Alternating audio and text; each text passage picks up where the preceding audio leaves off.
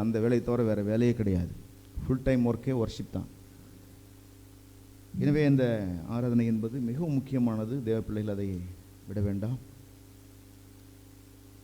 குழப்பமான சூழ்நிலைகளை கடப்பது எப்படி, how to overcome all perplexed situations, குழப்பமான சூழ்நிலைகளை கடப்பது எப்படி.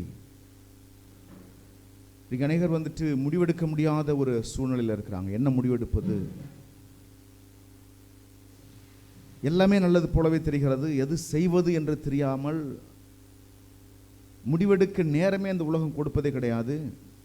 There is no any chance, the world does not give us to take decision. ஒரு டிசிஷன் எடுப்பதற்கு இந்த உலகம் நமக்கு வாய்ப்பே தர மாட்டேங்குது, நேரமே தர மாட்டேங்குது. அந்த சில நிமிடங்களில் நம்ம எடுக்கிற முடிவுகள், சில வினாடிகள் எடுக்கிற முடிவுகள் ஒருவேளை ஒரு மனுஷனுடைய வாழ்க்கையவே மாற்றி விடுகிறது. வாழ்க்கையவே மாற்றி விடுகிறது. அந்த நிமிடத்தில் என்ன முடிவு எடுக்க போறோம்? பைபிள் அப்படி பட்ட அந்த கடினமான பாதை வழியாய் வந்தவர்கள் சரியான முடிவை சில பேர் எடுத்திருக்கிறாங்க, சில பேர் தவறான முடிவு எடுத்திருக்கிறாங்க. ஒரு குழப்பமான சூழ்நிலை வழியாய் வாழ்க்கை கடந்து போகும்பொழுது, நெருக்கடிகள் வழியாய் கடந்து போகும்பொழுது, என்ன முடிவெடுப்பதுன்னே தெரியாத ஒரு இக்கட்டான சூழ்நிலை வரும்பொழுது சில பேர் நல்ல முடிவு எடுத்துடுறாங்க. நல்லா கரெக்டாக யோசிச்சு இதுதான் சரி என்ற ஒரு தெளிவுக்கு வந்துடுறாங்க. சில பேர் எடுக்கிற முடிவுகள் அது ரொம்ப நல்ல ஒரு அவங்க வாழ்க்கையவே மாற்றி விடுகிறது, வாழ்க்கையினுடைய சூழ்நிலையவே மாற்றி விடுகிறது. ஆனால் சில பேர் எடுக்கிற முடிவுகள் வாழ்க்கையவே அழிச்சு விடுது. அப்படி பைபிள் அநேகர் முடிவு எடுத்திருக்கிறாங்க. ஏன்னா இந்த குழப்பமான சூழ்நிலைகள் என்பது எல்லாருடைய வாழ்க்கையிலையும் ஏதோ ஒரு காலகட்டத்தில், ஏதோ ஒரு குறிப்பிட்ட நேரத்தில் வருகிறது. என்ன செய்யணும்னு தெரியாத ஒரு சூழ்நிலை. அது பொருளாதார சம்பந்தப்பட்டதாக இருக்கலாம், அல்லது ஃபேமிலி சம்பந்தப்பட்டதாக இருக்கலாம், குடும்ப உறவுகள் சம்பந்தப்பட்டதாக இருக்கலாம், அல்லது வேலை சம்பந்தப்பட்டதாக இருக்கலாம். உறவுகள் ரீதியாக சில குழப்பம் ஏற்படும் பொழுது என்ன டிசிஷன் எடுப்பது, என்ன முடிவு எடுப்பது, எப்படி எடுப்பது, எதின் அடிப்படையில் முடிவெடுப்பது, இது எல்லா தேவப்பிள்ளையும் தெரிஞ்சிருக்கணும் பாருங்க. இல்லைனாக்க தவறான முடிவு எடுத்துட்டா வாழ்க்கையே நஷ்டம் அடைஞ்சிடும்.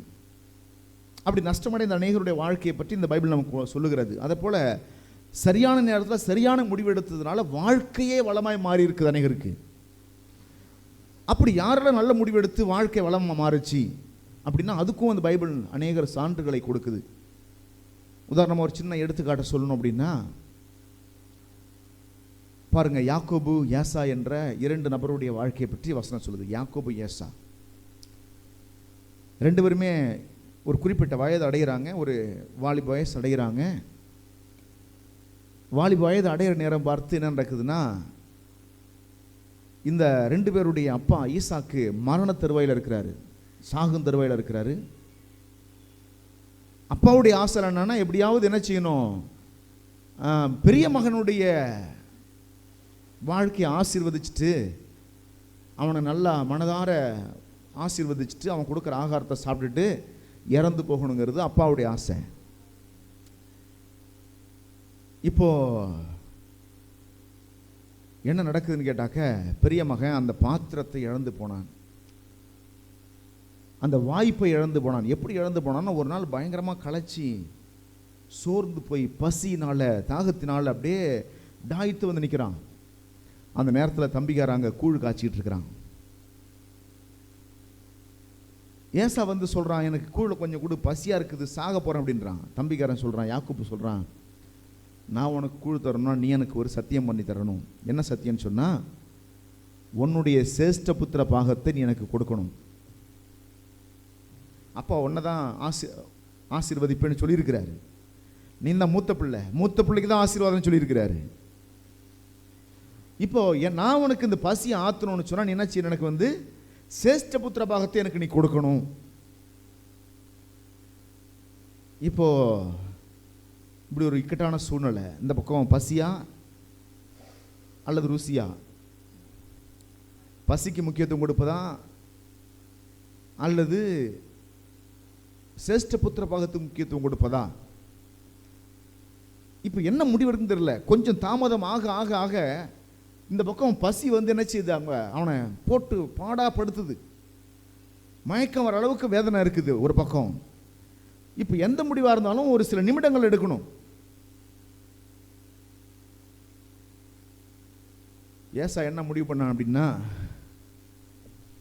எனக்கு சேஷ்ட புத்திரன் கூட இல்லைன்னா கூட பரவாயில்ல, கூட மனசில் முதல்ல எனக்கு குடு அப்படின்னு முடிவு எடுத்துட்டான்.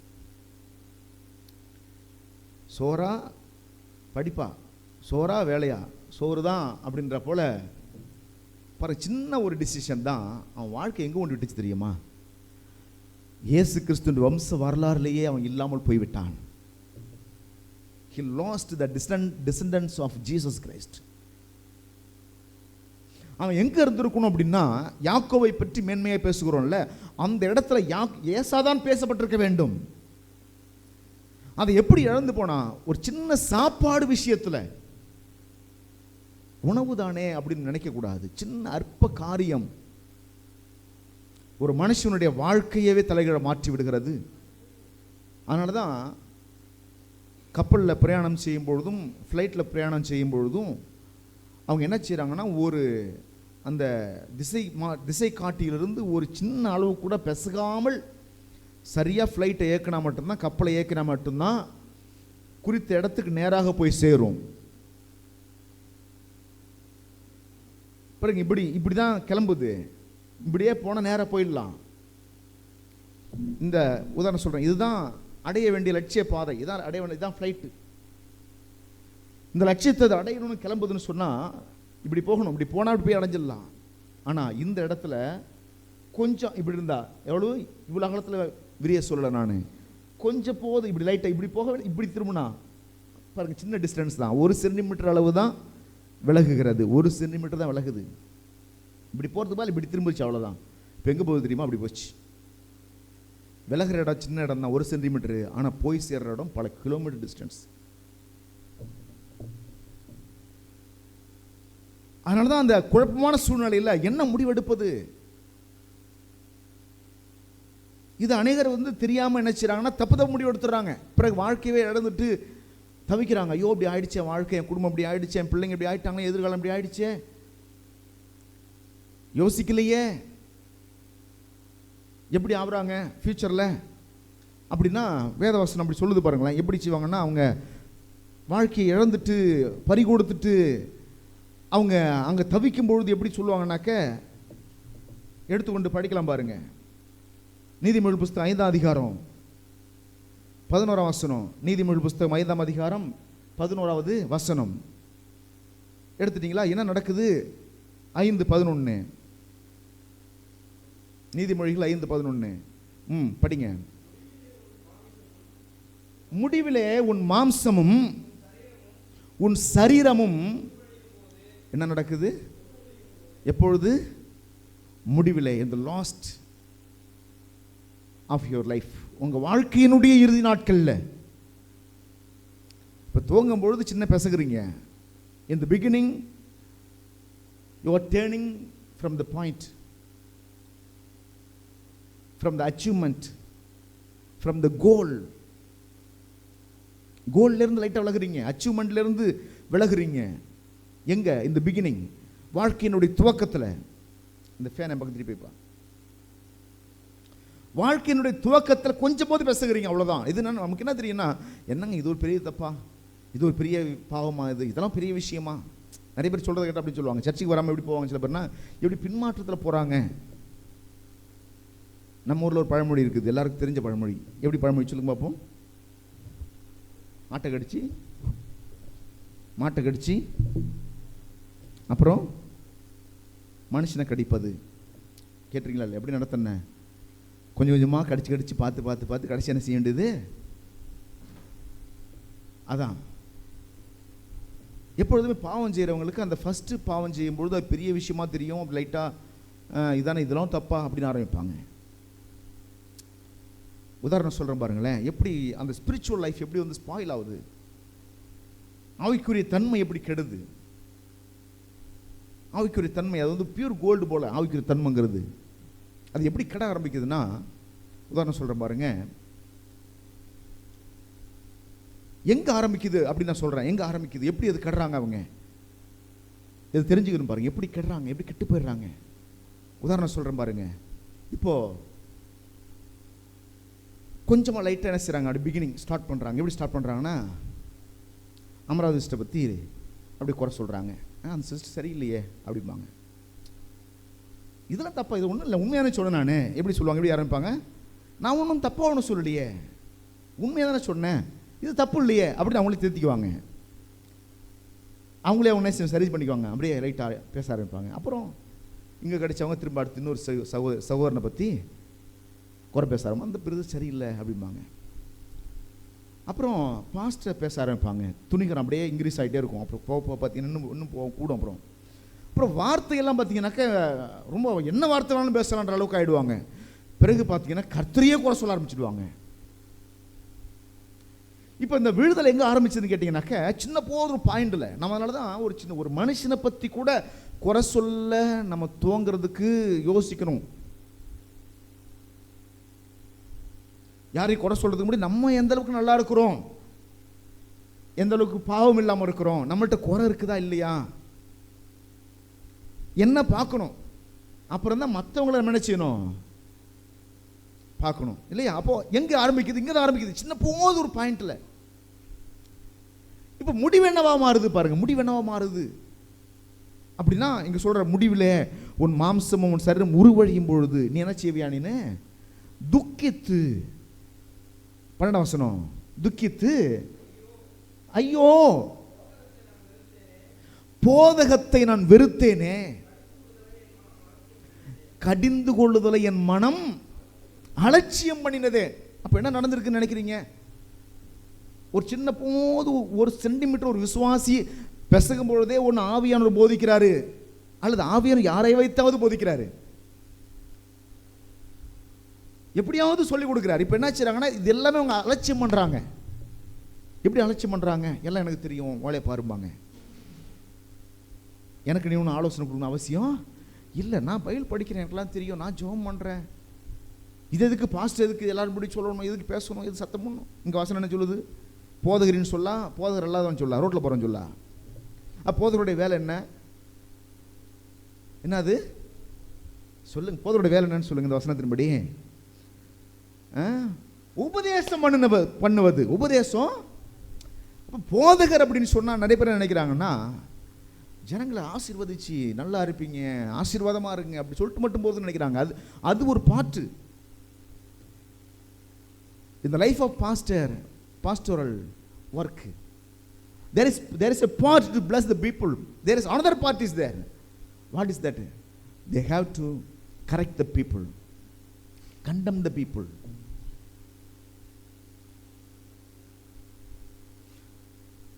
ஒரு பகுதி இருக்குது, அது என்னன்னா ஜனங்களை ஆசீர்வதிப்பது தான், இல்லைன்னு சொல்ல. இன்னொரு பகுதி என்ன தெரியுமா? அவங்களை உருவாக்குவது. இப்போ எங்க இவங்கெல்லாம் உருவாக்குறாங்க தெரியுமா? வாழ்க்கை முடிஞ்சதுக்கு அப்புறம் வந்து பேச வரல, வாழ்க்கை அழிஞ்சதுக்கு அப்புறம் இவங்கெல்லாம் பேச வரல. எங்க ஆரம்பிக்கிறாங்க இவங்க பேச்ச?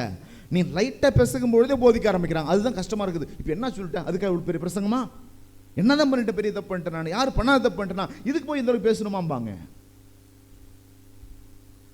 ஏன்னா அவங்களுக்கு அது பெரிய தப்பா தெரியல.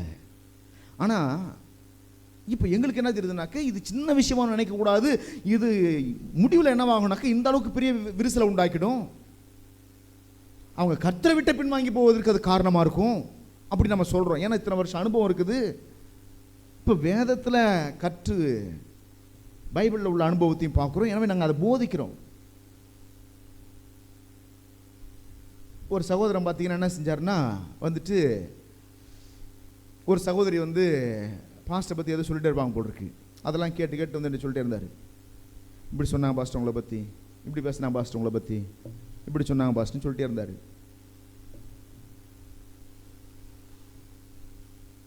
ஒரு நாள் அவர்கிட்ட சொன்னேன், நீங்கள் என்ன பிரதர் சொன்னீங்கன்னு கேட்டேன். அங்கே தான் பாஸ்டர் நான் தோற்று போயிட்டேன் அப்படின்றாரு. என்னாரு? சரி பரவாயில்ல பிரதர்னு விட்டுட்டேன். தொடர்ந்து திரும்பவும் அதே மாதிரி சொல்லிட்டு இருந்தார். அப்போ ஒரு நாள் நான் சொன்னேன், அந்த சகோதரி என்ன பேசினாலும் என்கிட்ட சொல்லாதீங்க பிரதர் அப்படின்னு. உங்களுக்கு ஒரு ஆலோசனை கொடுக்குறேன், நீங்களும் கேட்காதீங்க பிரதர் அப்படின்னு. நீங்களும் காது கொடுத்து என்கிட்ட சொல்லாதன்னா அதுக்கு காரணம் இருக்குது. ஏன் அவங்கள பற்றி நான் தப்பாக காதில் வாங்கி அவங்கள பார்க்கும்போதெல்லாம் மேலே கோவம் வந்துக்கிட்டு அதனால் எனக்கு அந்த அந்த என்னது அந்த குப்பையே எனக்கு வேண்டாம், குப்பையே எனக்கு வேண்டாம். ஒன்று. ரெண்டாவது என்ன சொல்லி கொடுத்தேன்னா, நீங்களும் அதை கேட்காதீங்கன்னு சொன்னேன். ஏன் சொன்னேன்னா, அவர்கிட்ட அன்றைக்கி நான் சொல்லி தான் கொடுத்தேன். என்ன சொல்லி கொடுத்தேன்னா, அவங்க போடுறதெல்லாம் விதை, அது வார்த்தையை நினைக்காதீங்க, தட் இஸ் ஆல் சீட்ஸ். அந்த விதையெல்லாம் என்ன நடக்கும்னு கேட்டால், என்னைக்கா இருந்தாலும் முளைக்காமல் போகாது. நீங்கள் கேட்குற வார்த்தையெல்லாம் விதைங்க, அது முளைக்காமல் போகாது. அவங்க போட்ட அந்த விஷமத்தனமான வார்த்தைகள் பார்த்தீங்களா, அதில் களை போன்ற விதைகள். அது என்னாச்சு, என்னைக்காவது ஒரு நாள் அப்படியே முளை கிளம்பி மேலே அப்படியே வரும்,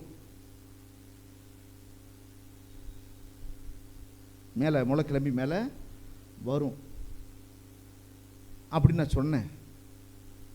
ஒரு நாள் நான் ஒன்றை செய்கிறேன், அவர் என்ன ஒரு வேறு மாதிரி புரிஞ்சுக்கிட்டு ஒரு 6 மாதம் சர்ச்சைக்கு வரல. அப்புறம் சொல்கிறாரு, இதனால தான் எனக்கு கேட்குறேன், பிரதர் இது ஒரு லாஜிக் இல்லாத விஷயத்தை சொல்கிறீங்களே பிரதர். இல்லை நான் தப்பாக புரிஞ்சுட்டேன் பாஸ்ட். அப்போ நான் சொன்னேன், நீங்கள் தப்பாக புரிந்து கொள்ள காரணம் என்ன தெரியுமா, நீங்களாக புரிந்து கொள்ளலை. அவங்க போட்ட விதை இன்னைக்கு முளைச்சி பாஸ்ட் இப்படி பண்ணுறாருன்னா இது இப்படி தான் இருக்குமோ என்று நீயா கற்பனை பண்ணிக்கிட்டீங்கன்னு. அந்த சிஸ்டர் சொன்னது போல தான் இருக்குமோ. இப்போ அந்த முளை என்னைக்கு முளைச்சிது, 6 மாதத்துக்கு அப்புறம். அப்போ என்ன, இதுக்கு தான் நாங்கள் என்ன சொல்கிறாங்க, எதுக்கு இதை போதிக்கிறோம் அப்படின்னா, இந்த வாழ்க்கை பிறகு என்ன நடக்குது, அப்படியே அந்த கொஞ்சம் கொஞ்சமாக விலகி விலகி விலகி அப்புறம் விக்கிரகாராதனைக்கு போயிட்டு என்ன செய்கிறாங்க பண்ணுறாங்க, விக்கிரகாராதனைக்கு போயிடுறாங்க. பாருங்கள் எங்கே ஆரம்பிச்சது, குறை கேட்க ஆரம்பித்தவங்க குறை பேச ஆரம்பித்தாங்க, பிறகு ஆண்டவரையே குறை சொல்ல ஆரம்பித்தாங்க, சர்ச்சை விட்டே போயிட்டாங்க. இப்போ எங்கே இருக்கிறாங்க, விக்கிர கோயிலுக்கு போயிட்டு இருக்கிறாங்க. ஒரே நாள்லாம் வீழ்ச்சி வரல, கேட்கறதுல ஆரம்பிக்குது, கேட்கறதுல ஆரம்பிக்குது. நம்ம நினைக்கிறோம் சும்மா நான் ஒன்றும் பேச மாட்டேன் பாஸ்டர், அவர் சொல்கிறத நம்ம காதில் வாங்கிக்குவேன். பேசுகிறவங்களும் விழுந்து போனாலும் பேசுகிறாங்க. சரி, என் போதகரின் சொல்லை நான் கேளாமல் போயிட்டான். போதகர் என்ன செஞ்சிருக்கிறாங்க, எங்கே போதிச்சிருக்கிறாங்க, முடிவில் போதிக்கல. முடிவில் அவன் நினச்சி வேதனைப்படுறான், ஐயோ இப்படி போதிச்சாங்களே நம்ம கேட்காம போயிட்டோம்னு கடைசியில் நினச்சி என்ன செய்கிறாங்க, வேதனைப்படுறாங்க. ஆனால் எங்கே போதிக்க ஆரம்பிக்கிறாங்க போதகர் அப்படின்னா, இந்த 1 சென்டிமீட்டர் நீங்கள் விலகும் போதே போதிக்க ஆரம்பிக்கிறாங்க. சின்ன சின்ன விஷயங்களில் கூட ஜனங்களை போட்டு ஃபில்டர் பண்ணுறாங்க, அவங்க உருவாக்க ஆரம்பிக்கிறாங்க. அவங்களுடைய ஆவிக்குரிய வாழ்க்கையில் கேர் எடுக்கிறாங்க. இப்படி வளரக்கூடாது, இப்படி பேசக்கூடாது, இப்படி செய்யக்கூடாது, இப்படி இருக்கணும், அப்படி இருக்கணும். அவங்க சொல்கிறது காரணம் என்னன்னாக்க, அதனுடைய முடிவு என்னான்னு தெரியும் அவங்களுக்கு. லாஸ்ட்டில் அவங்களுக்கு என்ன நடக்கும்னு தெரியும். அதனால தான் இங்கேயே அவங்க நினைச்சிடாங்க போட்டு உருவாக்குறாங்க. 1 இன்ச்சுக்கு கூட இடம் கொடுப்பதில்லை, 1 சென்டிமீட்டர் கூட இடம் கொடுப்பதில்லை. 1 சென்டிமீட்டர் விலகினா கூட அது ரொம்ப கேர் எடுத்து என்ன செய்கிறாங்க, போதிக்கிறாங்க. அப்படிப்பட்ட சபையில் நீங்கள் இருக்கிறது பாக்கியம் நான் சொல்லுவேன் நான். அல்லேலூயா. என்ன வேணாலும் பண்ணு, சபையில் நல்ல காணிக்கை கொடு அப்படின்னு சொல்கிற சபையை விட 1 சென்டிமீட்டர் விலகினா கூட கருத்தாக கவனிச்சு இது தப்புன்னு சொல்லி தரவங்க நல்லவங்க. ஆமென். நண்பர்கள் கூட அப்படி தான் சூஸ் பண்ண பாருங்களேன். நண்பர்கள் எப்படி சூஸ் பண்ணுறீங்க நீங்கள்? If you have any best friend you can find out easily. ஒரு நல்ல சிறந்த நண்பனை கண்டுபிடிச்சிட்டானா ஈஸியாக கண்டுபிடிச்சிடலாம். எப்படி கண்டுபிடிக்கலான்னு சொன்னால், யார் ஒருத்தனை தவறு செய்யும் பொழுது இப்படி பண்ணாதாரான்னு சொல்கிறானோ அவன் நல்ல நண்பன். யார் ஒருத்தன் தவறு செய்வதற்கு கூப்பிட்றானா அவன் நல்ல நண்பன் இல்லை. ரெண்டாவது, யார் ஒருத்தன் நீ தவறு செய்யும் பொழுது உன் மனசு புண்பற்றுன்னு உங்ககிட்ட பேசாமல் இருக்கிறானோ அவனும் நல்ல நண்பன் கிடையாது, அவனும் உனக்கு எதிரி தான். அவன் ஒருத்தவன் பாவம் செய்ய கூப்பிட்றான், ஒருத்தவன் பார்த்துட்டும் கண்டுக்காமல் இருக்கிறான். 2 பேருமே மோசமான ஆளுவ தான். ஒருத்தன் வலினா வந்துட்டு, டேய் இப்படி பண்ண விடாது நண்பா, சொன்னா கேளு, நீ இப்படி பண்ணாமல் பேசினா பேச மாட்டேன்டா, நீ இப்படி பேச நடந்துட்டா உன்ட்ட நினைக்க மாட்டேன், பேச மாட்டேன்டா, இது சரியில்லடா அப்படின்னு ஒருத்தன் பேசுகிறான்னு அவன் சிறந்த நண்பன். நல்லா நீங்கள் தக்க வச்சுக்கலாம் அந்த உறவை. ஆனால் யாருக்கு எது பிடிக்காது தெரியுமா? இதை போல் பேசுகிற நண்பனை எவனுக்கும் பிடிக்காது. என்னடா நீ பார்த்தாலும் அது செய்ய டேய் உங்ககிட்ட நீ வராரப்படா, இவன் என் கூட வராரா அப்படின்ட்டு போயிடுவான் சில பேர்லாம் இல்லையா. இவன் வந்தானா அதை செய்யாது இதை செய்யாதுன்னு எப்போ பார்த்தாலும். அதனால தான் அந்த படிக்கிற காலங்களில் பார்த்தீங்கன்னா சக்ஸஸ்ஃபுல்லாக இருக்கிற மாணவர்களையே பார்த்துட்டு ஓடிட்டு இருப்பாங்க. அவங்க பார்த்தீங்கன்னா சக்ஸஸ்ஃபுல்லாக இருப்பாங்க. அப்போது செவியை சாய்க்க என்ன சொல்கிறாரு, எனக்கு உபதேசம் பண்ணினவர்களுக்கு என் செவியை சாய்க்காமலும் போனேனே. அப்புறம் என்ன சொல்கிறார், சபைக்குள்ளும் சங்கத்துக்குள்ளும் கொஞ்சம் கூறிய எல்லா தீமைக்கும் முள்ளானேனே. இப்போ என்ன செய்றாரு லாஸ்ட்ல, ஐயோ எல்லா பிரச்சனைக்கும் நான் முள்ளா மாறிட்டேனே அப்படின்றாரு. அதுக்கப்புறம் என்ன சொல்றாரு அப்படின்னாக்க, இப்படி சொல்லி எல்லா தீமைக்கும் முள்ளானே என்று முறையிடுவாய். இப்படி ஆயிட்டங்க என் வாழ்க்கை, இப்படி பண்ணிட்டேங்க, இப்படி ஆயிடுச்சுங்க, நான் அன்னைக்கு யோசிக்கல, இப்படி ஆகணும் யோசிக்கல, இப்படி நடக்கணும் யோசிக்கல, இப்படி போவாங்கன்னு யோசிக்கல. எப்போ நினைச்சு எப்போ ஃபீல் பண்ணி என்ன பிரயோஜனம் உண்டு? அப்போ அதனால தான் சொல்கிறேன், இந்த பிகினிங்லேயே நீங்கள் ஸ்டார்டிங்லேயே உங்கள் ஆவிக்குரிய தன்மையை மைனூட்டாக கவனிங்க. அடுத்தவங்களை வச்சு மெஷர்மெண்ட் பண்ணாதீங்க, உங்களை நீங்களே வேதத்தை வச்சு மெஷர்மெண்ட் பண்ணி பாருங்கள். நீங்கள் நல்லா சரியான கோட்டில் தான் இருக்கீங்களான்னு பாருங்கள், சரியான ஓட்டத்தெல்லாம் இருக்கேன் பாருங்கள். நீங்கள் ஓடி முடிச்சிட்டேன்னு சொல்கிறதுலாம் பெரிய விஷயம் இல்லை. நான் ஓடிட்டேன், ரொம்ப வேகமாக ஓடின பாஸ்டர், ஓடி நான் அடைஞ்சிட்டேன், லெக்க அடைஞ்சிட்டேன்னு தான் பெரிய விஷயம் இல்லை. ஓடி வந்தப்பா, ஆனால் ஒன் ட்ராக்கில் ஒன்றே அடுத்தவன் ட்ராக்கில் ஒன்றியா, அடுத்தவன் ட்ராக்கில் ஒன்றா உனக்கு பரிசு கிடையாது. தாறுமாற ஓடினா எப்படியாவது ஓடணும்ல பாஸ்டர், எப்படியாவது கிடையாது.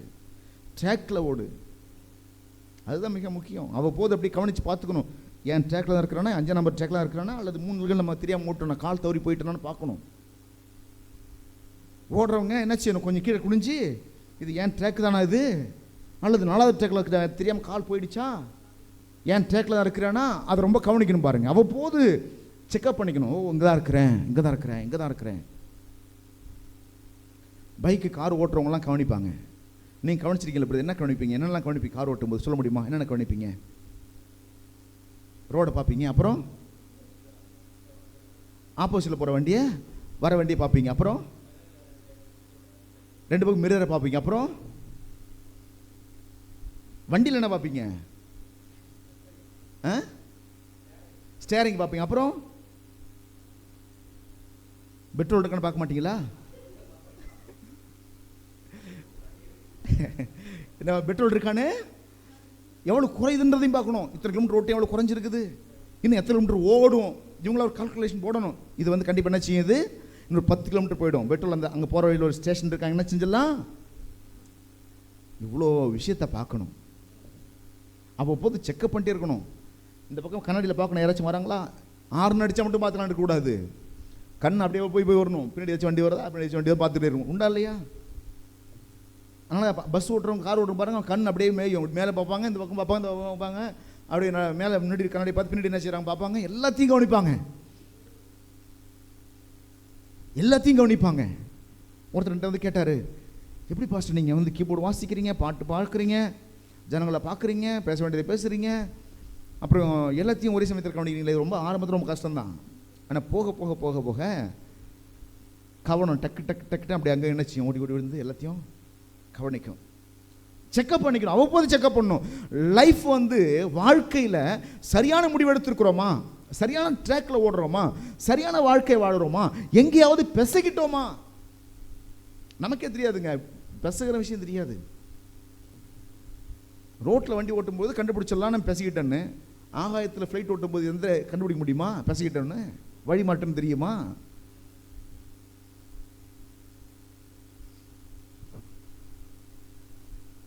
வாழ்க்கையில் கூட பார்த்தீங்கன்னா விழுந்ததுக்கு அப்புறம் தான் அநேகருக்கு புத்தி வரும். ஐயோ இப்படி ஆயிட்டோமே, இப்படி பேசிட்டோமே, இப்படி நடந்துட்டோமே. எப்போ தெரியுது? விழுந்ததுக்கு அப்புறம், எல்லாம் பேர் கெட்டு போனதுக்கு அப்புறம், நஷ்டம் அடைந்ததுக்கு அப்புறம் யோசிச்சு ஒரு பிரயோஜனம் கிடையாது, எல்லாம் முடிச்சு போச்சு.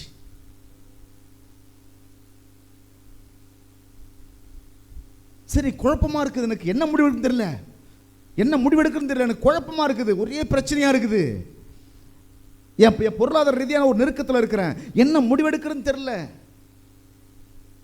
கடன் பிரச்சனையினால குழப்பத்தில் இருக்கிறேன், என்ன முடிவெடுக்கிறதுன்னு தெரியல, எனக்கு உறவுகள் ரீதியாக இருக்கிற பிரச்சனைகள்ல ஒரு பெரிய குழப்பத்தில் இருக்கிற, என்ன முடிவெடுக்கிறதுன்னு தெரியல. What have I to do in the time of perplexed, குழம்பி இருக்கிற நேரம்.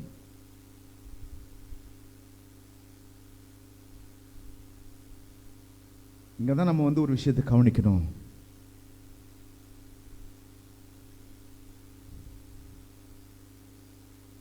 பாருங்க, பேதுரு வந்துட்டு இயேசு கிறிஸ்துவை பிடிச்சிட்டு போறாங்க சிலுவையில் அறைவதற்கு. பேதுரு பின்னாடியே தான் போயிட்டு இருந்தார் கொஞ்ச தூரம் வரைக்கும். திடீர்னு ஒரு பொண்ணு வந்து கேட்குறா, நீ அவர்களில் ஒருவன் தானேன்னு கேட்குறா. இப்போ என்ன முடிவெடுக்கிறது? ஆமான்னு சொல்றதா இல்லைன்னு சொல்றதா?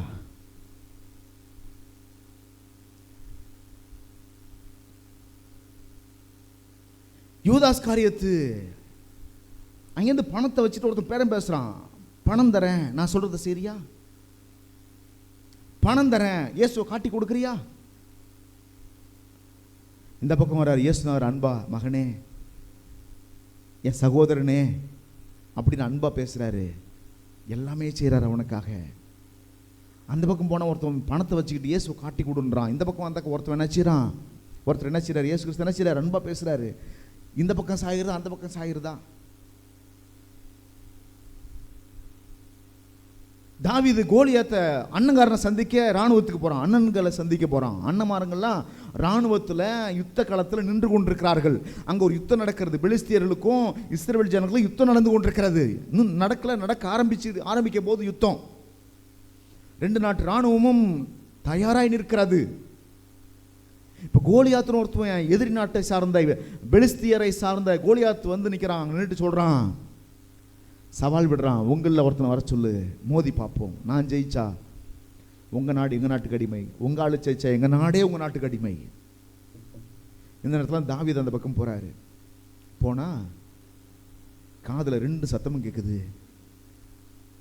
இந்த பக்கம் கோலியாத்து சொல்கிற சத்தம் கேட்குது, இந்த பக்கம் ஜனங்க சொல்கிற சத்தம் கேட்குது.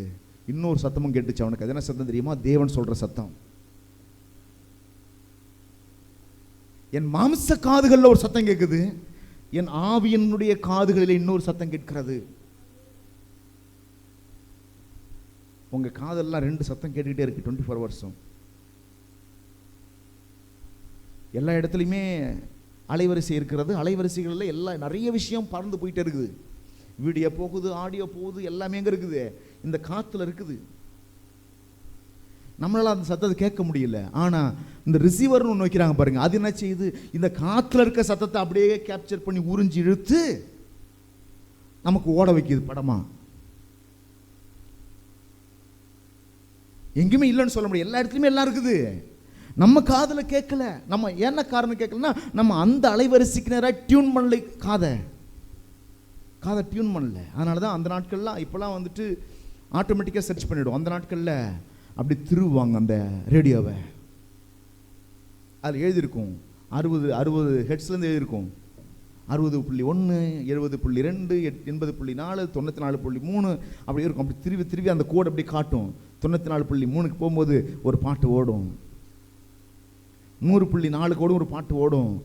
அந்த அலைவரிசைக்கு நேராக ரேடியோவை டியூன் பண்ணி வைக்கும் பொழுது அந்த சத்தம் காதில் கேட்கும் பாருங்க.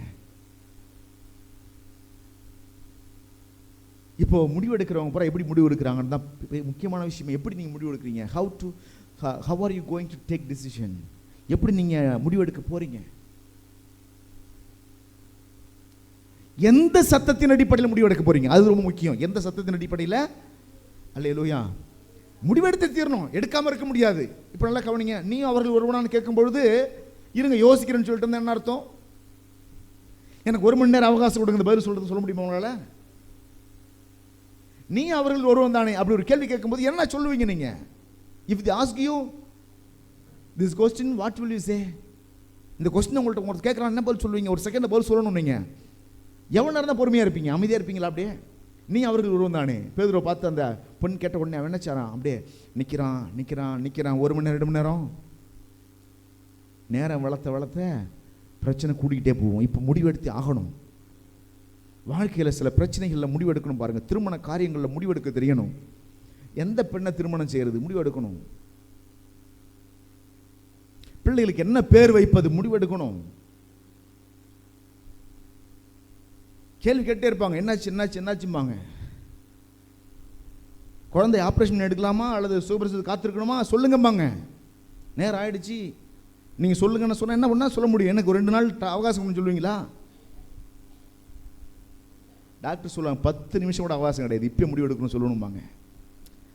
இங்கே தான் நம்ம ரொம்ப யோசிக்கணும் பாருங்கள். இங்கே ரொம்ப முக்கியமாக யோசிக்கணும். என்ன யோசிக்கணும் அப்படின்னா, இப்போ மக்கள்லாம் எப்படி முடிவு எடுக்கிறாங்க? தேவன் அறியாத ஜனங்களாம் எப்படி முடிவு எடுக்கிறாங்கன்னா, அவங்க எப்படி முடிவு எடுக்கிறாங்க? இந்த மாம்சத்தின் வழியாய் பெற்றுக்கொள்கிற அறிவை வைத்து முடிவெடுக்கிறார்கள்.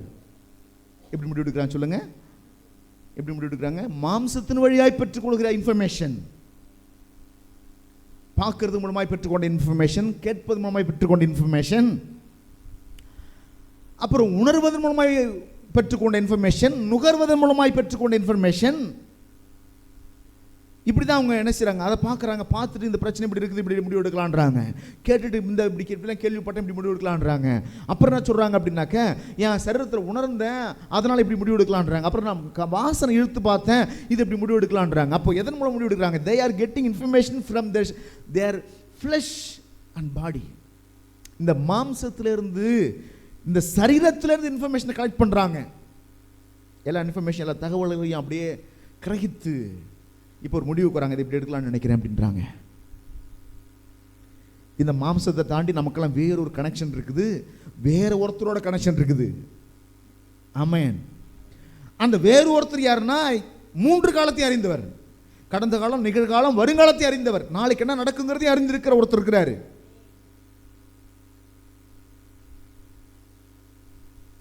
உனக்கு எனக்கு தெரியாம இருக்கலாம், நாளைக்கு என்ன நடக்கும் தெரியாம இருக்கலாம், நாளை மறுநாள் என்ன நடக்கும் தெரியாம இருக்கலாம், இன்னும் 10 வருஷம் கழிச்சு என்ன நடக்கும் தெரியாம இருக்கலாம், இன்னும் 20 வருஷம் கழிச்சு என்ன நடக்கும் தெரியாம இருக்கலாம். ஆனால் உன் எதிர்காலத்தையே கணக்கு போட்டு வச்சிருக்க ஒருத்தருக்கு நம்ம கூடவே இருக்கிறாரு.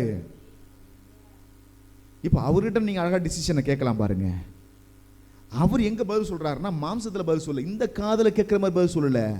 சில சமயத்தில் இந்த காதல கேட்கிற மாதிரி பதில் சொல்றாரு. எப்படி சொல்றாருனாக்க, ஊழியர்களை வைத்து அல்லது அவருடைய தாசர்களை வைத்து, தீர்க்கதரிசிகளை வைத்து இந்த காதல கூட கேட்கிற மாதிரி பேசுறாரு. ஆனா பல நேரங்களில் எங்க பேசுறாருன்னா, ஆவியில வெளிப்பாடு கொடுக்கிறாரு. எத்தனை பேர் ஆவியின் அபிஷேகத்தை பெற்றுக்குன்னு தெரியல, ஆவியில வெளிப்பாடு கொடுக்கிறாரு.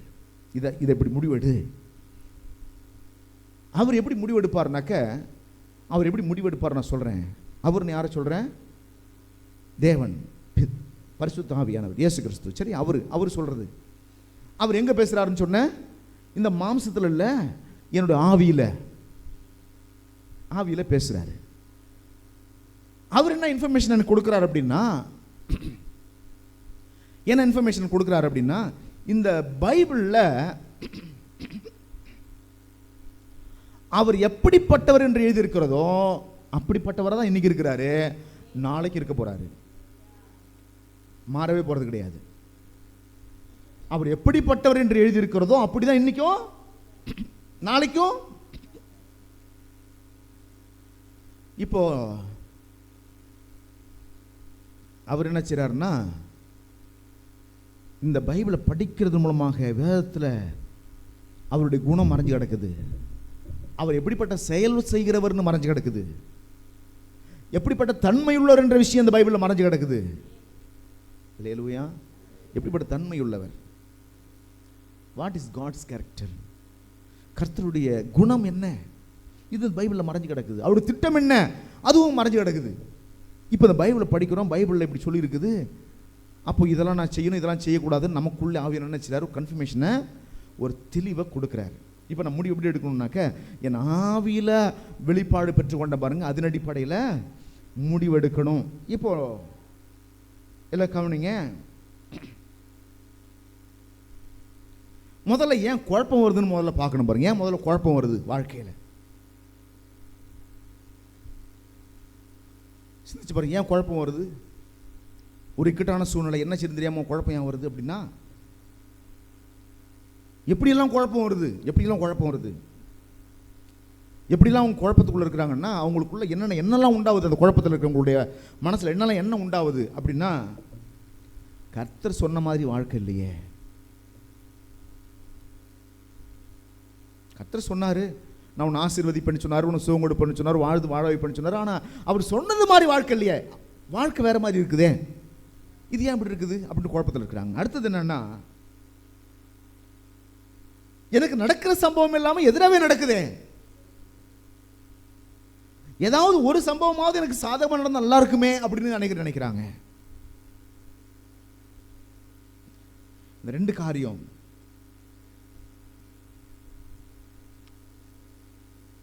இந்த குழப்பமான சூழ்நிலை என்ன செய்யறாங்க சில பேர் அப்படின்னா, பாருங்க, இந்த குழப்பத்துக்கு இடம் கொடுத்துடுறாங்க, குழம்பிடுறாங்க. சில பேர் தப்பான டிசிஷன் எடுத்துடுறாங்க,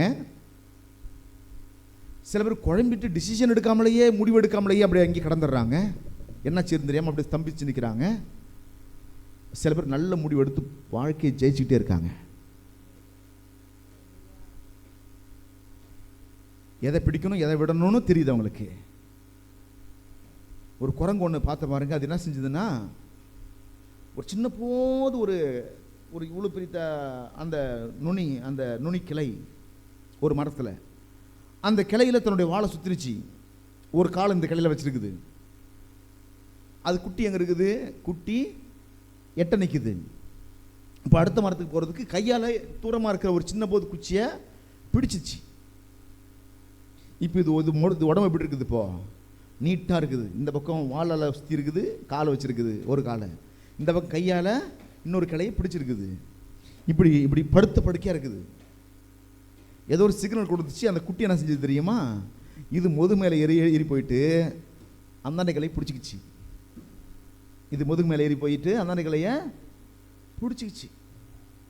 இப்போ இந்த குரங்கு என்ன செஞ்சதுன்னா, குட்டி போனதுக்கப்புறம் காலை மெதுவாக எடுத்துச்சு. வாழை சுற்றிருந்த எடுக்கலை. இங்கே இந்த கிளையை பிடிச்ச உடனே வாழையும் விட்டுச்சு. இந்த ஜீவராசிகள் கூட பார்த்தீங்கன்னாக்கா அந்த தன்னுடைய குட்டிகளுக்கு, தன்னுடைய அடுத்த ஜென்ரேஷனுக்கு எப்படி வாழ்க்கையில் முன்னேறணுங்கிறத சொல்லி தருது. இதை பிடிக்கிற வரைக்கும் என்ன, இதை விடக்கூடாது, இதை விடணும்னு சொன்னாக்க இது நல்லா ஸ்ட்ராங்காக பிடிச்சிருக்கணும், இதெல்லாம் கற்றுக் கொடுக்குது. இந்த வாய்ப்பை மிஸ் பண்ணக்கூடாது நினைக்குது. ஒவ்வொரு வினாடியும் முக்கியங்கிறத அது உணருது. அது இதெல்லாம் ஒரு சில வினாடிகளில் செய்து முடிக்கணுங்கிறத சொல்லி தருது. நேரம் வளர்த்தக்கூடாதுங்கிறத சொல்லி தருது. இப்போ இந்த முடிவெடுக்காம வச்சிருக்கிறது யார் தெரியுமா? ஒரு மனுஷனை முடிவெடுக்காமலேயே அப்படியே வச்சிருக்கிறது தெரியுமா? சாத்தான் தான் வச்சிருக்கிறான். ஒன்று சரியான முடிவெடுக்க விடுறது கிடையாது, அல்லது தவறான முடிவெடுக்க வழி நடத்திடுறான், அல்லது குழப்பத்திலேயே நாட்களை கடத்தி பெரிய பிரச்சனை கொண்டு விட்டுறான், பிரச்சனையை பெருசாக்கி விட்டுறான். குழப்பத்திலே காலத்தை கடத்தினா பிரச்சனை பெருசாகிடும். உண்டா இல்லையா? குழப்பத்திலே காலக்கடங்கள் கடத்துக்கலாம். டிசிஷன் எடுக்காமலே இருங்க, முடிவு எடுக்காமலே இருங்க. என்ன ஆகும்? பிரச்சனை சின்னதாக இருக்குன்னு நினைக்கிறீங்களா? முடிவெடுத்தே ஆகணும். சில சமயத்தில் முடிவெடுத்து ஆகணும். டாக்டர் அப்படி தான் முடிவு எடுக்கிறாங்க. எப்படி முடிவு எடுக்கிறாங்க டாக்டர்னு கேட்டிங்கன்னா, அவங்க குழப்பத்திலே நாட்கள் கடத்துவது கிடையாது. இதுங்க இன்னும் 1 மாதம் காத்திருப்போம், 2 மாதம் காத்திருப்போம், அவங்க காத்திருக்கிறதே கிடையாது. கடகடன்னு முடிவு எடுக்கிறாங்க. எனக்கு தெரிஞ்ச ஒருத்தருக்கு சுகர் பேஷண்ட்டு, ஒரு விரலில் வந்து அந்த குப்பளம் போட்டு வச்சு விரலை வெட்டணுன்ட்டா வெட்டியாச்சு. விரலில் இருந்த அந்த குப்பளம் அப்படியே காலுக்கு போச்சு. இப்போ என்ன செய்கிறாங்க? காலை வெட்டணுன்றாங்க டாக்டர். ஏன் வெட்டணும்னு சொல்கிறாங்கன்னா, இது வெட்டலன்னு என்ன நடக்கும் அப்படின்னா, இது அப்படியே உடம்பு ஃபுல்லாக பரவிடும். நீங்கள் ஒரு உறுப்பை இழக்க தயங்குனீங்கன்னா உயிரே போயிடும். இப்போ உறுப்பு முக்கியமா உங்களுக்கு, உடம்பு முக்கியமானு கேட்குறாங்க. உறுப்பு முக்கியமா, உடம்பு முக்கியமா? எனக்கு அதனுடைய வீரியெல்லாம் தெரியல பாருங்க. நான் அந்த சுகர் நோயாளிகள் இருக்கக்கூடிய பெரிய ஆஸ்பத்திரிக்கு போய் பார்க்கும்போது தான் பார்க்குறேன், அவங்க ரொம்ப கொடுமை. ஒரு மனுஷனுக்கு 2 காலையும் தொடைப்பகுதியில் வெட்டி எடுத்துட்டாங்க. முண்டை மட்டும் கிடக்குது, அப்படியே கடந்து உருண்டு உயிரெலாம் இருக்கவருக்கு. சாப்பிட்ற எல்லாம் செய்கிறாரு, படுத்தபடி கிடக்கிறாரு. தொடையிலிருந்து ஃபுல்லாக 2 தொடையும் வெட்டி எடுத்துட்டாங்க. அதாவது டாக்டருக்கு இறக்கலாமே வீட்டில், என்னங்க இறக்கலாமல் ஒரு கால் பிடிச்சி விட்டாருங்க டாக்டர் அப்படி சொல்லுவீங்களா யாராவது? டாக்டருக்கு இறக்கமே கிடையாதுங்க, அன்பே கிடையாதுங்க டாக்டருக்கு. கத்தியை வச்சு மரம்னு அறுத்து போட்டாருங்க. ஒரு விரலை வெட்டிட்டாருங்க, ஒரு காலை வெட்டிட்டாருங்க. அவர் கொலகாரங்க டாக்டர் அப்படி சொல்லுவீங்களா யாராவது? சொல்லுவீங்களா? டாக்டரை பார்த்து ஐயா என் உயிரை காப்பாற்றுனீங்க ஏன்றீங்க. எதனால்? ஒரு கால் எடுத்தவரை பார்த்து என்ன சொல்கிறீங்க? இதே பக்கத்து வீட்டுக்காரன் ஒரு விரலை விட்டால் கூட பெரிய பிரச்சனை பண்ணுவோம். அப்போ அவன் வெட்டினதுக்கு இவர் வெட்டுறதுக்கு வித்தியாசம் இருக்குது. இவர் என்ன செய்கிறார் அப்படின்னா, இதை வெட்டலைன்னா, இப்போ நான் முடிவு எடுக்கலைன்னா அந்த மனுஷன் உயிருக்கு ஆபத்து. இப்போ அந்த குழப்பமான சூழ்நிலையை அவர் பார்க்குறாரு. ஏற்கனவே அந்த அனுபவத்தை பார்க்குறாரு, ஏற்கனவே கலெக்ட் பண்ண இன்ஃபர்மேஷனை பார்க்குறாரு. அந்த இன்ஃபர்மேஷன் அடிப்படையில் என்ன செய்கிறாருன்னா, இன்னைக்கு ஒரு முடிவு எடுக்கிறாரு. இல்லை, இது இப்படி தான் செய்யணும்.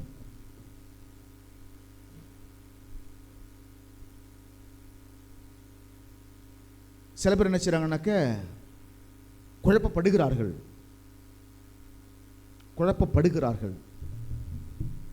எப்படி குழப்பப்படுறாங்க அப்படின்னா, ஏற்கனவே நீங்கள் நிர்ணயிச்சிருப்பீங்க வாழ்க்கையில் இதெல்லாம் செய்யணும், இப்படி தான் இருக்கணும்.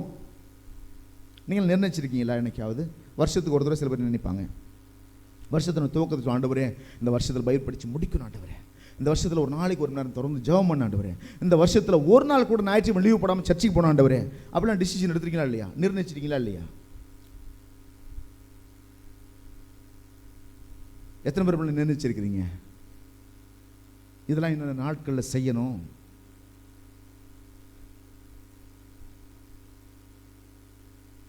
இப்போ முடிவு எடுத்துருக்கிறீங்க, இல்லை இந்த வருஷத்தில் 52 வாரமும் இடைவிடாமல் சர்ச்சைக்கு போகணும், முடிவு எடுக்கிறீங்க. இப்போ சாத்தானை குழப்பணும், நீங்கள் நிர்ணயத்தை வச்சிருக்கிற விஷயத்தில் குழப்பத்தை ஏற்படுத்தணும். எப்படி ஏற்படுத்துறது? எப்படி ஏற்படுத்துறது? எண்ணத்தை காட்டினா நீங்கள் ஏமாறுவீங்கன்னு யாருக்கு தெரியும்? சாத்தானுக்கு தெரியும். உங்களுக்கு எதை கொடுத்தா நீங்கள் ஏமாறுவீங்கன்னு தெரியும். சேர் போட்டது பெரிய தப்பாக போச்சு. எல்லாம் கவனிங்க,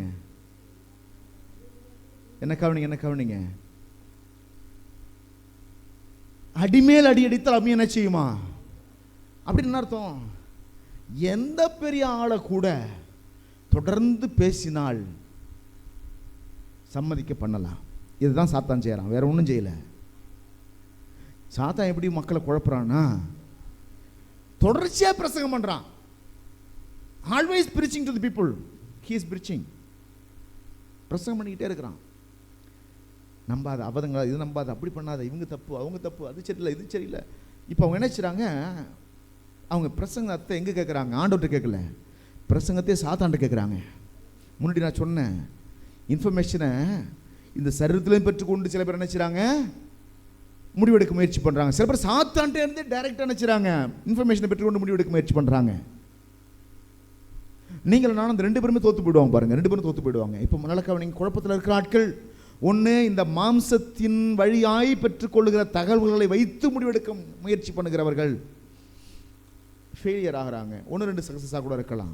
மாம்சத்தின் வழியாக பெற்றுக்கொள்கிற தகவலிருந்து பெற்றுக்கொள்கிற அந்த தகவலை வைத்து முடிவெடுக்கிற விஷயத்தில் 1-2 சக்ஸஸாக கூட இருக்கலாம்.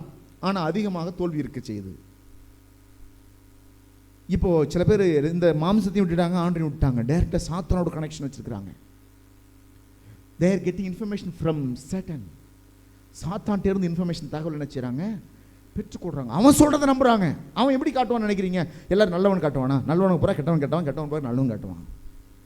ரொம்ப ஈஸியாக அனுப்பி சாத்தா எப்படி காட்டுவான்? நல்லவனுக்கு பூரா கெட்டவனுக்கு பூரா ரொம்ப ஈஸியாக. அவன் நோக்கம் என்னவா இருக்குன்னாக்க, அவன் நோக்கம் என்னவா இருக்குன்னா, எவ்வளோ பெரிய ஆளாக இருப்பாங்க அவங்கள்ட்டையும் ஒரு குறை கண்டுபிடிச்சு பேசுவது அவன் நோக்கமாக இருக்கும். சாத்தானோட நோக்கம் எவ்வளோ பெரிய ஆளாக இருப்பாங்க, இவங்களுக்கும் அவங்களுக்கும் எந்த விதமான மலைக்கும் மடுவுக்கும் உள்ள தொடர்பு தான் இருக்கும் பாருங்க. அவ்வளோ பெரிய டிஸ்டன்ஸ் இருக்கும். ஆனால் அவங்ககிட்டே குறை கண்டுபிடிப்பாங்க. போயிட்டு நமக்கு ஏன் தேவையில்லாத வேலை, அப்படி போக மாட்டாங்க. Successful businessman never think about other problems அப்படின்றாங்க. வெற்றியுள்ள ஒரு பிஸ்னஸ்மேன் அடுத்தவங்க பிரச்சனையை சிந்திப்பதே கிடையாதான். அடுத்தவங்க பிரச்சனை பேசுகிறோன்னு சொன்னாக்க எங்கேயோ பிஸ்னஸில் தோத்துட்ருக்கீங்கன்னு அர்த்தமா. ஏன்னா உங்கள் பிஸ்னஸ் சிந்திக்கிற நேரத்தை விட்டுட்டீங்க. நீங்கள் you don't have any time to think about your business. உங்கள் பிஸ்னஸை பற்றி சிந்திக்கவே உங்களுக்கு நல்ல நேரம் இல்லை. இப்போ என்ன இடத்துல நேரமே இல்லை. எனக்கு உட்கார நேரம் இல்லை, நிற்க நேரம் இல்லை, நடக்க நேரம் இல்லை. எனக்கு அவ்வளோ வேலைகள் இருக்குது. சில நாள் ஒரே நேரத்தில் 4 வேலையை நான் செய்ய வேண்டியிருக்கும். என்ன செய்யுதுன்னு யோசிச்சுட்டு உட்காந்துருப்பேன் நான். இப்போ என்ன பண்ணுறது? இங்கே போகணும், இங்கே போகணும், இங்கே போகணும். இன்றைக்கி கூட சாயந்தரம் பாருங்கள், இன்றைக்கி லீடர்ஸ் மீட்டிங் நடத்த முடியாத சூழ்நிலை இருக்குது. இன்றைக்கி வேலை இப்படி வேலை வந்துருச்சு. காலையில் கர்த்தர் ஆசீர்வதிப்பார். இப்போ சாத்தான் என்ன செய்றான்? தப்பான தகவல்களை கொடுக்குறான், தப்பான இன்ஃபர்மேஷனை கொடுக்குறான், மக்களை திசை திருப்ப முயற்சி பண்ணுறான். அவங்களுக்கு எது சரி எது தப்புன்னு அவங்களா கூட அவங்க வேதத்தை வைத்து முடிவெடுப்பதே கிடையாது, அல்லது தன்னை கற்றுக் கொடுக்கிற போதகரை வைத்து முடிவெடுப்பதும் கிடையாது. வெல்விஷரையும் விடுறாங்க, ஆவியானவரை விடுறாங்க. யாரை பிடிச்சிக்கிறாங்க? இப்போ தன் சொந்த மாம்சத்தை நம்புறாங்க, சுய அறிவிலேயே வாழுறாங்க. சொந்த மாம்ச அறிவிலேயே வாழுறாங்க. அவங்களுக்கு எப்படி தெரியும்னாக்கா, தான் செய்யறதெல்லாம் சரியா தெரியும். அவங்களுக்கு எப்படி தெரியும்? தான் செய்யறதெல்லாம் சரியாவே தெரியும். அது அவங்க மற்றவங்களுக்கு தப்பாவே தெரியாது. அவங்க கேட்டால் சொல்லுவாங்க, இதெல்லாம் தப்பு இருக்குமாங்க, நான் ஒன்றும் செய்யலையேம்பாங்க. ஏங்க உங்கள் தப்பு உங்களுக்கு தெரியுமா? அடுத்தவங்களுக்கு தெரியுமா? என் முகத்தில் வச்சு கரை எனக்கு தெரியுமா? உங்களுக்கு தெரியுமா? என் முகத்தில் கரை இருந்தால் உங்களுக்கு தான் தெரியும், என் முதுகில் கரை இருந்தால் எனக்கு தெரியும். இதெல்லாம் நான் பார்க்க முடியாத பகுதிகள். என் கையில் இருந்தால் சொல்லிவிடுவேன், நான் என் உடம்புல இருந்தால் கூட ஓரளவு சொல்லிட முடியும் பார்த்து. ஆனால் என் முதுகில் இருந்தால் யாருக்கு தெரியும்? எனக்கு தெரியுமா? இப்போ என் முதுகில் அழுக்கு இருக்கும்போது இல்லை நான் அழுக்கு இல்லை நான் சாதிக்கலாமா? நான் நீங்கள் சொல்கிறீங்க என் முதுகில் அழுக்கு இருக்குன்னு சொல்கிறீங்க, நான் இல்லைங்க, எப்படி இருக்க வாய்ப்பு கிடையாது. சாதிக்கலாமா? இதுதான் வெல்விஷரை கூட தடுப்பாங்க. வெல்விஷர் யாராவது சொல்லுவாங்க பாருங்க, அதாவது நம்ம மேலே அக்கறை உள்ளவர்கள். பெரிய அக்கறை உள்ள ஒருத்தர் இருக்காருன்னா அவர் ஆவியானவர் தான். அதுக்கு அடுத்தது சில பேரை கற்று வச்சிருக்கிறாரு.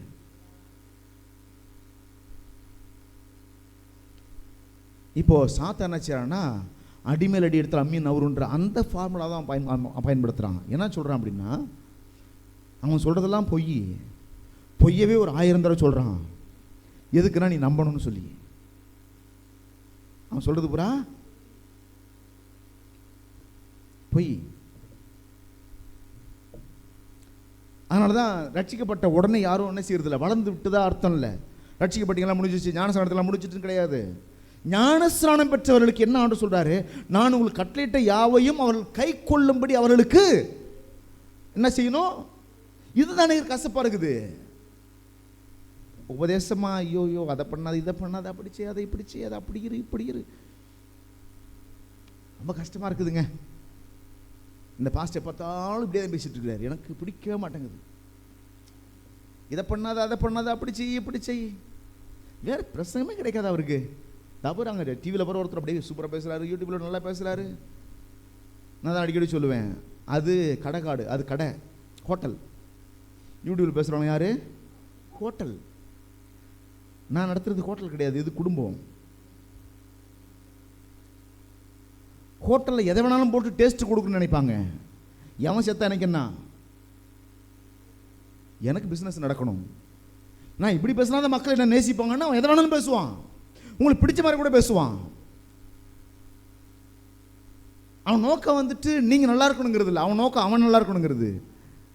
ஆனால் குடும்பத்தில் இருக்கவங்க பாருங்க, எதை வேணாலும் போட மாட்டாங்க. அஜினமோட்டோ 1 கிலோ கொண்டு குழம்புல விட்டு கொட்டி கொடுப்பாங்க. நீங்கள் யாரும் கொடுப்பீங்களா உங்கள் பிள்ளைகளுக்கு? ஆனால் கடைக்காரன் செய்வான் பாருங்க. குழந்தை பிள்ளை அழைச்சிட்டு போங்க, குழந்தை பிள்ளை தானே, சரி பாவம் அஜினமோட்டோ போடாமல் செய்வன்னு செய்ய மாட்டான். அஜினமோட்டோவை போட்டு அவன் சேர்த்தா எனக்கு என்ன அப்படின்னு. அப்போ நான் யார் அக்கறையாக இருப்பாங்க? குடும்பம் தாங்க தெளிவாக இருக்குது. நான் ஹோட்டல் நடத்தலையே. அவன் என்ன சொல்கிறான், மக்கள் என்ன சொல்கிறாங்கன்னா, இந்த உபதேசத்தை பொறுக்க மனசு இல்லாமல் இருக்கிறாங்க. இந்த உபதேசமே ஆரோக்கியமான உபதேசத்தை சிலர் பொறுக்க மனது இல்லாமல் இருக்கிறாங்கன்னு வசனம் சொல்லுது. என்ன உபதேசமா சொல்லுங்க, என்ன உபதேசம் சொல்லுங்க? பைபிள் சொல்ற உபதேசம். ஆரோக்கியமான உபதேசத்தை பொறுக்க மனதில்லாமல் செவி தினம் உள்ளவர்களாகி. என்ன தினம் உண்டாகுது? செவி தினவு. அப்படின்னா என்ன அர்த்தம்? செவி தினவு உண்டாகும் என்ன அர்த்தம்? வசனத்தை எடுத்து படிக்கலாமா?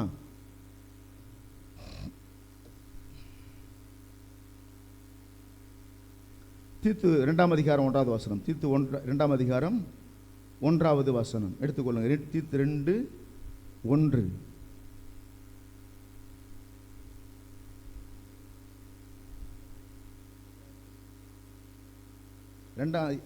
தீத்து 2ஆம் அதிகாரம் 1வது வசனம். இங்கே பார்த்து படிக்கலாம். நீயோ ஆரோக்கியமான உபதேசத்துக்கு ஏற்றவைகளை பேசு. தீத்து 1:14 படிங்க. விசுவாசத்தினாலே ஆரோக்கியமுள்ளவர்களாய் இருக்கும்படி நீ அவர்களை கண்டிப்பாய் கடிந்து கொள். எல்லாம் சொல்லுங்க, கண்டிப்பாய் கடிந்து கொள். அடுத்தது என்ன நடக்குது? 2 தீமோத்தேயு 4ஆம் அதிகாரம் திருப்புங்க, 3வது வசனம். 2 தீமோத்தேயு 4ஆம் அதிகாரம் 3வது வசனம் என்ன சொல்லுது? 2 தீமோத்தேயு 4:3. ஏனென்றால் அவர்கள் ஆரோக்கியமான உபதேசத்தை பொறுக்க மனதில்லாமல். என்ன உபதேசத்தை பொறுத்து கொள்ள மனசு இல்லை? எந்த உபதேசத்தை விரும்புகிறாங்க? ஆரோக்கியமற்ற உபதேசம். ஹோட்டல் சாப்பாடு தான் பிடிக்குது. நம்ம பிள்ளைங்க கூட சொல்லுவாங்க பாருங்க, புரோட்டா தான் எனக்கு வேண்டும், புரோட்டா ரொம்ப பிடிக்கும் சொல்கிறாங்க நம்ம பிள்ளைங்க. சிக்கன் ரைஸ் வாங்கிட்டு வா சொல்கிறாங்களா? என்ன பிடிக்கல? வீட்டில் இருக்கிற குழம்பு உங்களுக்கு என்ன பிடிக்குது? ஆரோக்கியமற்ற உணவு தான் அது. இவ்வளோ எண்ணெயை ஊற்றுறான். நம்மளாம் வந்து 2 கரண்டி எண்ணெய் ஊற்றி சாப்பிடுவோம், யோசிச்சு ஊற்றி சாப்பிட்றோம். போய் பாருங்கள், ஒரு 100 ml 50 60 70 80 ml எண்ணெய் எடுத்து ஒரு சிக்கன் ரைஸுக்கு ஊற்றுறான். அது எண்ணெய்க்கு வாங்கின என்னது, 1 மாதத்துக்கு முன்னாடி வாங்கின எண்ணெய், அதுலேயே மாற்றி மாற்றி ஊற்றி ஊற்றி ஊற்றி ஊற்றி வச்சு செய்கிறான். ஆனால் டேஸ்ட் இருக்குதுன்னு போய் சாப்பிட்றாங்க. அப்புறம் வயிறு வலி, கால் வலி, அந்த பிரச்சனை இந்த பிரச்சனைன்னு இருக்கிறாங்க. ஆரோக்கியமான சாப்பாடை விரும்புறதில்லை. இந்த வசனம் என்ன சொல்லுதுன்னா, அவர்கள் ஆரோக்கியமான உபதேசத்தை பொறுக்க மனதில்லாமல். என்ன மனசில் சொல்லுங்க அப்படின்னு அர்த்தம் என்ன? சாப்பிட மனசுலன்னு சொன்னால் ரைட்டு, அது என்ன பொறுக்க மனசுலன்னு? அது வித்தியாசமாக இருக்குது ஏதோ வார்த்தை. அதை பேசும்பொழுதே இதெல்லாம் யாருக்கு கேட்டு சும்மா இருப்பாங்க, கோபம் வரும். கேட்கும்பொழுது என்ன வரும்? டென்ஷன் வரும். என்ன இப்படிலாம் வந்து பிரசங்கம் பண்ணுறாரு இவர் அப்படிம்பாங்க. பொறுக்க மனதில்லாமல். அப்புறம் என்ன செய்றாங்க? செவித்தின உள்ளவர்களாகி. என்ன உண்டாவதான்? நான் காது அரிக்குது. யாராவது நமக்கு பிடிச்ச மாதிரி பேச மாட்டாங்களா? நாம் விரும்புகிற மாதிரி யாராவது பேச மாட்டாங்களா? நான் சொல்றது புரியுதா உங்களுக்கு? பிடிச்ச மாதிரி. அதனால தான் பசங்க பாரு இப்படி கெட்டு போயிடறான் தெரியுமா? அப்பா அம்மா புத்தி சொல்லிட்டே இருப்பாங்க, நண்பன் புத்தியை சொல்ல மாட்டாங்க. நண்பன் இதெல்லாம் தப்பாடா, மாப்படா உங்கள் அப்பாவும் மோசம்டா, இதெல்லாம் உங்கள் அப்பாவும் ரொம்ப மோசம்டா, என்ன அதை செய்யுதுன்னு சொல்லிட்டு இருக்கிறாங்க. சும்மா இதெல்லாம் யார் தான் அந்த காலத்தை செய்யல? பிராந்தி குடிக்காத விட்டுரு, பீர் குடிக்கூட இங்கே இருக்குதா? யார் தான் குடிக்கல இந்த காலத்தில்? என்ன உங்கள் அப்பா ரொம்ப ஓவராக போகிறாங்க. இப்போ எது அவனுக்கு பிடிக்குது? அப்பா சொல்றது எது பிடிக்குது? நண்பன் சொல்றது எதை பொறுத்துக்க முடியல?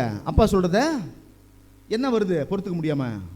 கோபம் வருது, அடிச்சிடலாமான்னு தோணுது, வீட்டு விட்டு ஓடி போயிடலாமான்னு தோணுது சில வாலிபர்களுக்கு. ஐயோ இந்த வீடு எம்மளால் முடியல, இந்த வீட்டிலலாம் வாழ முடியாதுன்றாங்க. இந்த உலகம் வந்து என்னாச்சுன்னா கொஞ்சம் கொஞ்சமாக பொறுமை இழந்து இன்றைக்கி ரொம்ப மோசமான நிலைமைக்கு வந்து போச்சு உலகம். இன்றைக்கி பொறுமையே இல்லாத உலகம் ஆகிடுச்சு. இன்றைக்கி எல்லாம் fast food, fast bike, fast car, எல்லாம் ஸ்பீடு. இந்த பொறுக்கிறதே கிடையாது பாருங்கள். யார் சொல்லியும் யாரும் தாங்கி கொள்கிற அந்த பக்குவமே இல்லாமல் போயிடுச்சு. அன்றைக்கெல்லாம் பெரியவங்களாம் திட்டுவாங்க. நான் சின்ன பிள்ளையாக இருந்த நாட்கள் நான் சொல்கிறேன். நான் சின்ன பிள்ளையாக இருந்த நாட்களில் என்னை பார்த்தீங்கன்னா எங்கள் சொந்தக்காரங்க என்ன செய்வாங்கன்னா, நடந்தா குறை சொல்லுவாங்க, உட்காந்தா குறை சொல்லுவாங்க, நின்னா குறை சொல்லுவாங்க, பேசுனா குறை சொல்லுவாங்க. ஏன் அப்படி சொல்லுவாங்கன்னா, நம்ம மேலே உள்ள அக்கறை தான். அவங்க நம்ம மேலே எதுவும் வெறுப்புலாம் கிடையாது. இப்போ எங்கள் சொந்தக்காரங்க பெரிய ஒருத்தர் இருக்காரு, நடந்து போனால் சொல்ல, என்னடா காலை விசிறி நடக்கிற பாரு. அப்புறம் சரி ஐயோ அவர் இருக்காருன்னு கொஞ்சம் மெதுவாக அப்படி அடிமேல அடி அடிச்சு வந்தா, என்னடா வந்து பொம்பளை போல் நடக்கிறேன் பாரு, விசிறி நடந்தா என்னடா அது விசிறி நடக்கிற, இப்படி விசிறி நடந்தால் என்ன வருதுன்னு பாரு. அதாவது எதையோ ஒன்று எனக்கு சொல்ல விரும்புகிறாரு அவர். ஏதோ ஒரு எம்எல் அன்பு வச்சிருக்கிறாரு, ஏதோ ஒரு இடத்துல மாறணும்னு விரும்புகிறாரு, ஏதோ ஒரு விஷயம் சரியில்லைன்னு நினைக்கிறாரு அவர். அப்படி நினைக்கிறவங்களாம் எதிரியான்னு கேட்குறேன். எல்லாரும் சொல்லியே, ரோட்டில் போகிறவங்க என்ன பார்த்து சொல்லியே, எனக்கு தெரியலைங்க எப்படி சாப்பிடணும்னு எனக்கு தெரியல. சின்ன பிள்ளையா இருந்தப்போ இப்படி சாப்பாடுன்னு இப்படி போட்டு தான் சாப்பிட்டேன். நான் இங்கெல்லாம் இழிப்பு தான் இருந்துச்சு, சாப்பாடு இருந்துச்சு, இங்கெல்லாம் இருந்துச்சு, இப்படி சாப்பிட்டேன். எங்கள் அம்மா சொல்லி கொடுத்தாங்க, இப்படி சாப்பிடக்கூடாதுப்பா, சாப்பாடு எடுத்து வாயில் வைக்கணும்னு சொல்லி கொடுத்தாங்க. அது எனக்கு பிடிச்சிருந்துச்சு எங்கள் அம்மாவை. ஆனால் இன்னைக்கு எங்கள் அம்மா என்னை திட்டும்போது எப்படி இருக்குது? சாப்பாடு விஷயத்தில் சொல்லி திரும்ப பிடிச்சிருந்துச்சு, ஆனால் வேற ஒரு விஷயத்தில் சொல்லி திரும்பொழுது அம்மாவே சரி கிடையாது. வாலிபர்கள் அப்படி முடிவெடுக்கிறாங்க. இந்த ஆரோக்கியமான உபதேசத்தை பொறுத்து கொள்ள மனசுல கோபம் வருது. அப்புறம் அவங்க காது நமக்கு பிடிச்ச மாதிரி யாராவது பேச மாட்டாங்க. எந்த பாஸ்டர் பேச மாட்டாங்களா? நமக்கு பிடிச்ச மாதிரி எந்த மனுஷன் பேச மாட்டாங்களா? அப்படின்னு நினைச்சிருக்க செவித்தின உழவர்களாகி தங்கள் சுய இச்சைகளுக்கு ஏற்ற போதகர்களை தங்களுக்கு திரளாய் சேர்த்துக் கொள்கிறார்கள். எப்படி சேர்த்துக்கிறாங்களா? எப்படிப்பட்ட போதகரை சேர்த்துக் கொள்றாங்களா? அப்போ அன்னைக்கு எப்படி போதகர் இருந்திருக்காங்களா இல்லையா? என்ன போதகர்? ஜனங்களுடைய இச்சைக்கேற்ற விதத்தில் பேசுகிற போதகர்கள். எல்லாம் கவனிங்க, ஜனங்களுடைய இச்சைகளுக்கு ஏற்ற விதத்தில் பேசுகிற போதகர்கள். படிக்கிறீங்க இல்லையா? தங்கள் சுய இச்சைகளுக்கு ஏற்ற போதகர்களை தங்களுக்கு 1-2 பேர் சேர்த்துக்கிறாங்களா? திரளான pastors, many pastors. I know many pastors. They are all speaking what I wanted. நான் என்ன விரும்பினோ அதை அவங்க பேசுகிறாங்க. எனக்கு எது பிடிச்சிருந்தோ அதை அவங்க பேசுகிறாங்க.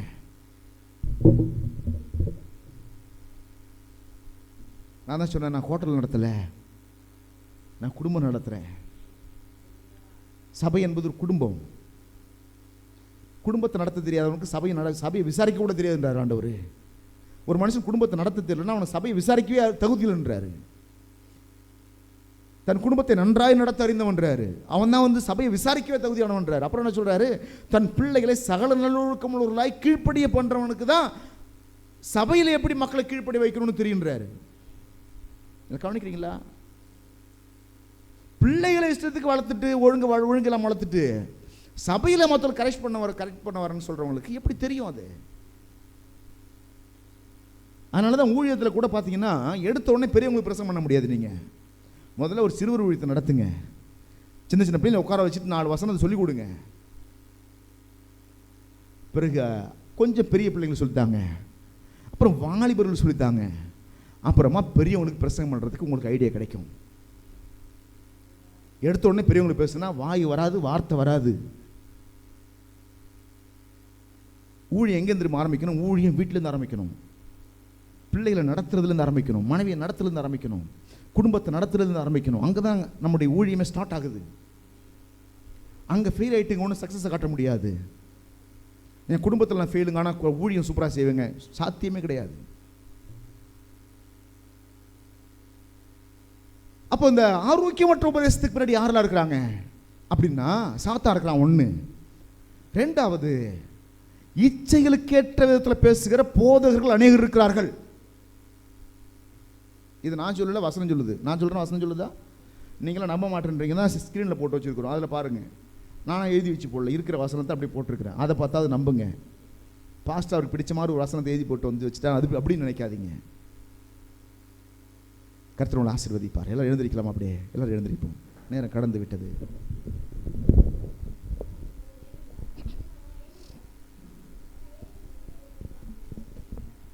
ஹல்லேலூயா. எல்லாரும் அப்படியே கர்த்தரை ஸ்தோத்திரம் பண்ணலாமா? எல்லாரும் கர்த்தரை ஸ்தோத்திரம் பண்ணி துதிப்போம்.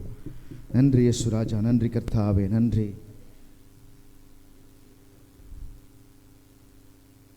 ஹல்லேலூயா, ஹல்லேலூயா. எல்லாரும் அப்படியே கர்த்தரை துதிங்க. வாய்களை திறந்து கைகளை உயர்த்தி ஆண்டவர்கிட்ட சொல்லுங்கள். இன்றைக்கி நான் குழப்பமான சூழ்நிலையில் இன்றைக்கி நான் பெற்றுக்கொண்ட ஒரே ஒரு இன்றைக்கி ஆவியானவர்கள் என்ன சொல்லி கொடுத்தாருன்னா, குழப்பமான சூழ்நிலை எப்படி முடிவெடுக்க போகிறீங்க? உங்கள் தகவலை எங்கேருந்து பெற்றுக்கொள்கிறீங்க?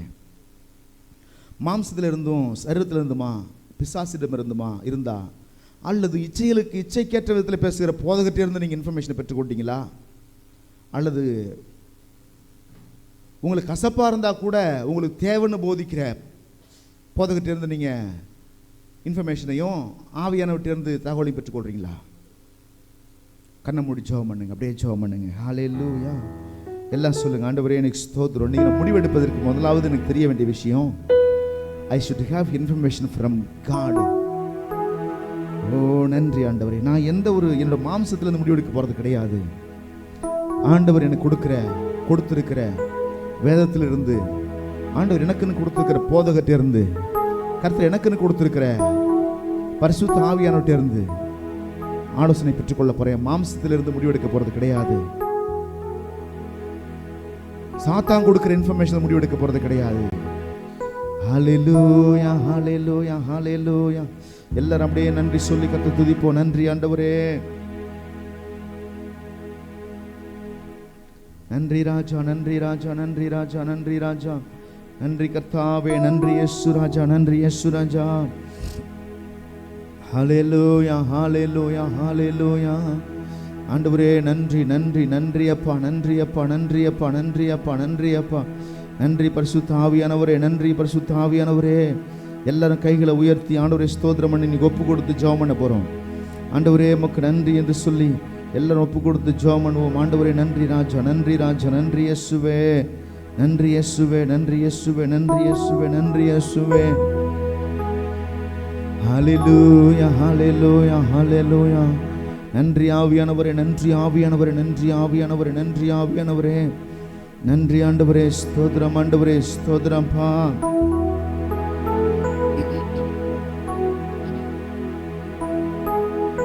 இடைவிடா நன்றி உமக்கு தானே, இணையில்லாதேவன் உமக்கு தானே சேர்ந்து இடைவிடா நன்றி. இணையில்லாதேவன் என்ன நடந்தாலும் நன்றி ஐயா, யார் கைவிட்டாலும் நன்றி ஐயா, என்ன நடந்தாலும் நன்றி ஐயா, யார் கைவிட்டாலும் நன்றி ஐயா. நன்றி நன்றி இடைவிடா நன்றி உமக்குத்தானே. இணையில்லாதேவன் இடைவிடா நன்றி உமக்குத்தானே. இணையில்லாதேவன் உமக்குதானே. தேடி வந்தீரே நன்றி ஐயா, தெரிந்து கொண்டீரே நன்றி ஐயா. தேடி வந்தீரே நன்றி ஐயா, தெரிந்து கொண்டீரே நன்றி ஐயா. நன்றி நன்றி இடைவிடா நன்றி உமக்குத்தானே. இணையில்லாதேவன் உமக்குதானே. இடைவிடா நன்றி உமக்குத்தானே. உமக்குதானே. நிம்மதி தந்தீரே நன்றி ஐயா, நிரந்தரமானீரே நன்றி ஐயா. நிம்மதி தந்தீரே நன்றி ஐயா, நிரந்தரமானீரே நன்றி ஐயா. நன்றி நன்றி இடைவிடா நன்றி உமக்குத்தானே. இணையில்லாதேவன் உமக்குத்தானே. இடைவிடா நன்றி உமக்குதானே. இணையில்லா உமக்குதானே. எல்லா கைகளை உயர்த்தி சொல்லுவோம். என்ன நடந்தாலும் நன்றி ஐயா, யார் கைவிட்டாலும் நன்றி ஐயா. எந்த சூழ்நிலையானாலும் அதில் குழம்ப போவது கிடையாது, கலக்கமடைய போவது கிடையாது. தைரியமாய் இருக்கிறேன். என்னை உண்டாக்கினவர், என்னை நடத்துகிறவர் என்னோடு கூட இருக்கிறேன் என்ற தைரியமாய் இருக்கிறேன். நன்றி. தொடர்ந்து எங்கள் ஒவ்வொருவரையும் ஆசீர்வதிங்க ஆவியானவரே. இன்னைக்கு நாங்கள் தகவல்களை மாம்சத்திலிருந்து பெற்றுக்கொள்ள போவது கிடையாது. தகவல்களை சாத்தானிடம் பெற்றுக்கொள்ள போவது கிடையாது. தகவல்களை எங்கள் தேவனிடமிருந்து பெற்றுக்கொள்கிறோம். நன்றி. வேதத்திலிருந்து பெற்றுக்கொள்கிறோம். எங்கள் ஒவ்வொருவரையும் உங்களுடைய கரத்தில் ஒப்புக் கொடுக்கிறோம் ஆண்டவரே. ஒவ்வொருவரையும் ஆசீர்வதிங்க, ஆளுகை செய்யுங்க ஆண்டவர். ரட்சகரமாக இருக்க இயேசுவின் நாமத்தில் ஜெபிக்கிறோம் நல்ல பிதாவே, ஆமென். எல்லாரும் சேர்ந்து சொல்லுங்க. ஆத்துமாவே கர்த்தரை ஸ்தோத்திரி, என் முழுவதுமே பரிசுத்த நாமத்தை ஸ்தோத்திரி. என் ஆத்துமாவே கர்த்தரை ஸ்தோத்திரி, கர்த்தர் செய்த சகல உபகாரங்களையும் மறவாதே. ஆமென். அல்லேலூயா. இங்கே காணிக்கை வீட்டில் காணிக்கப்பட விரும்புகிறவங்க தாராளமாக நீங்கள் காணிக்கை செலுத்துங்க. கர்த்தர் உங்களை ஆசீர்வதிப்பார்.